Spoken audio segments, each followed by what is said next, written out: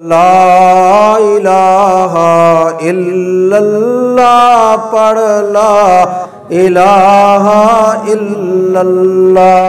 چنانچہ ہمارے ایک دوست حافظ صاحب تھے، ایسی ایمان کی حفاظت، انہوں نے عصر کی نماز پڑھی اور اپنے بھائی کو کہتے ہیں اس عاجز کا نام لے کر کہ حضرت صاحب کو میرے سلام دے دینا اور تم گواہ رہنا میں کلمہ پڑھ رہا ہوں، اور یہ کہہ کے اس حافظ صاحب نے کلمہ پڑھا اور مسجد میں وہیں ان کی وفات ہو گئی۔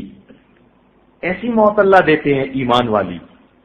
یوں اللہ تعالیٰ ایمان کی حفاظت فرماتے ہیں۔ ہمارے ایک دادا پیر خواجہ فضل علی قریشی رحمۃ اللہ علیہ تھے، وہ فرماتے تھے کہ جس بندے نے اس عاجز سے بیٹھ کے کلمات پڑھے اور اس عاجز نے ان کے قلب پر انگلی رکھ کر اللہ اللہ کہی، اس کو ذکر کے بغیر موت نہیں آ سکتی۔ ایسی مقبول دعائیں ہیں ہمارے مشائخ کی کہ اس توبہ کی برکت سے اللہ تعالیٰ ایمان کی حفاظت فرما لیتے ہیں۔